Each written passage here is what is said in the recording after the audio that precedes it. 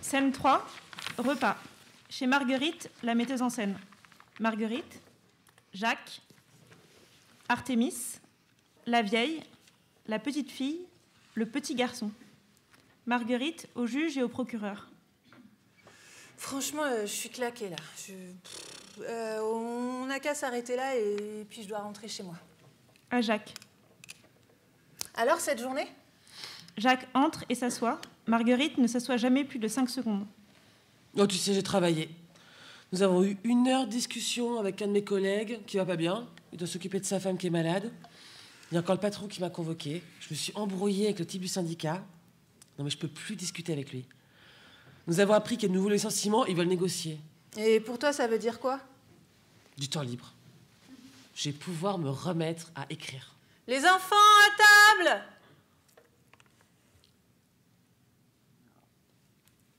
Tu sais, ça fait longtemps que j'y pense. Que je voudrais coucher sur le papier mes idées. Marguerite, intérieure. Jacques continue de parler comme un bourdonnement.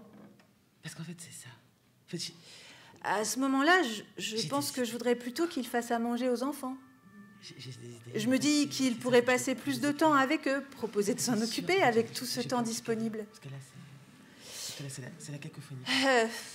Tout à coup, je voudrais qu'il s'intéresse à moi, à ce que je fais, à ce que je vis, à où en est la pièce et comment je me sens. Et en fait, c'est sûr que si je disais...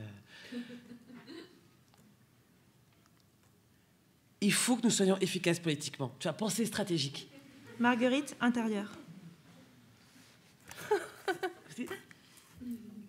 Et dire qu'à l'époque de notre rencontre, je pensais que tous les garçons de notre entourage étaient différents des autres. Je me suis bien fourré les doigts dans l'œil. Je voyais mon avenir au milieu d'eux et la chance que j'avais. Et finalement, pendant toutes ces années, j'ai surtout servi de faire valoir à leurs actions et ma place a toujours été plus maigre que la leur. L'écart n'a fait que se creuser. Aujourd'hui, j'ai 3 boulots, tandis qu'eux n'en ont qu'un.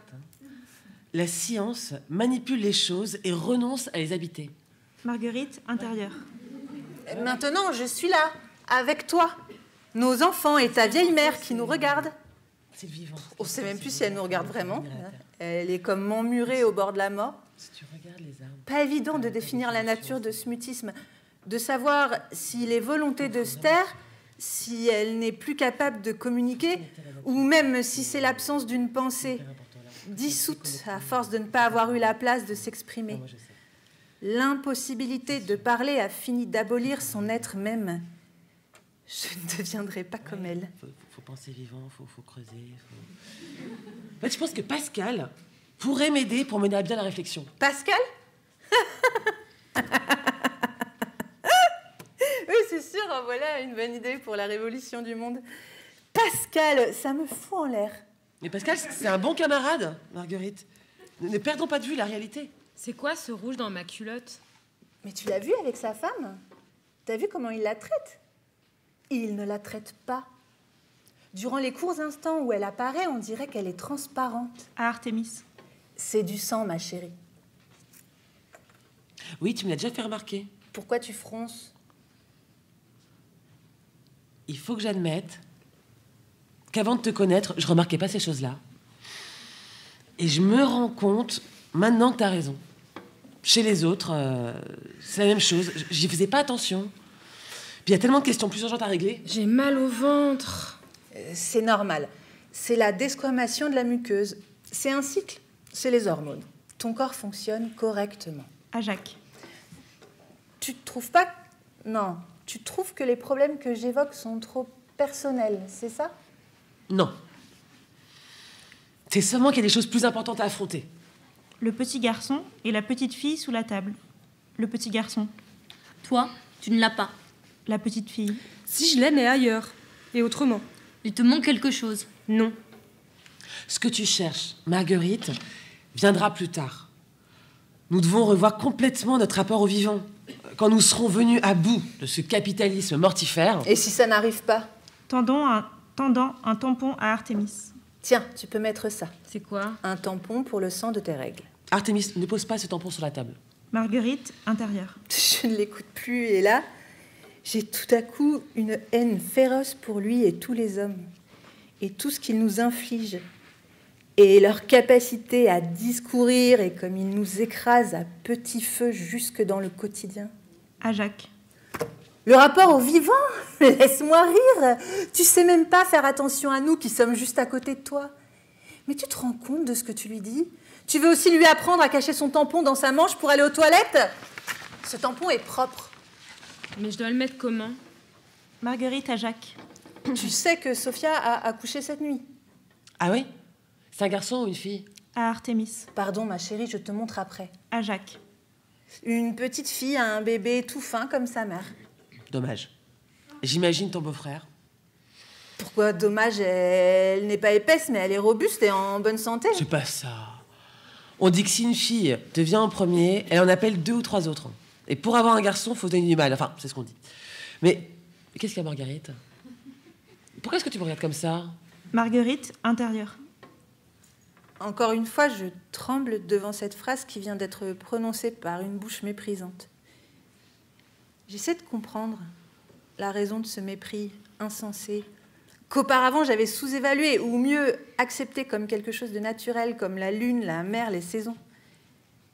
Mais maintenant, je ne parviens pas à réfréner un élan de haine aveugle pour cet homme qui me fixe étonné en répétant. Qu'est-ce qu'il y a, Marguerite? Qu'est-ce que j'ai dit? Qu'est-ce que j'ai fait? Laisse-moi, s'il te plaît, je me sens pas bien. C'est la nuit qui vient, qui me rend grise. On en parlera demain. Hein. De 2 jours, tout sera plus clair. Sophia est en danger? C'est pas ça. S'il te plaît, laisse-nous avec Artémis. Va écrire tes trucs. Moi aussi, j'aurai le sang. Moi aussi. Non, pas toi. Pourquoi? Parce qu'il te manque quelque chose.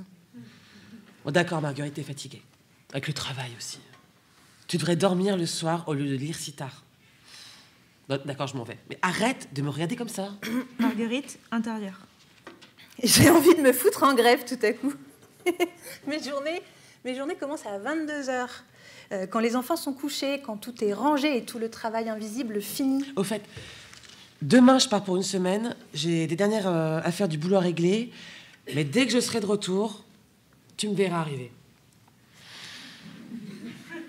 T'es pas contente que je t'avertisse de ce que je fais? Marguerite, intérieure. Je veux pas le haïr. Et comment je pourrais le haïr, lui, mes amis et mon père, quand seulement la veille, de mes propres yeux, j'ai assisté à la façon dont est accueillie jusque par une mère l'arrivée d'une petite fille. Jacques m'embrasse. Il s'éloigne avec son corps compact et solide de mâle sûr de lui. Je ne le vois plus. Mon attention s'est maintenant fixée sur le visage désespéré de Sophia en larmes. Je ne veux pas la haïr non plus, et par vagues me reviennent toutes les phrases de ces femmes, de ma mère, de ma grand-mère, entendues et répétées que j'avais préféré ensevelir avec leur corps mort. Que me chuchote-t-elle? La femme est ennemie de la femme comme l'homme est autant que lui.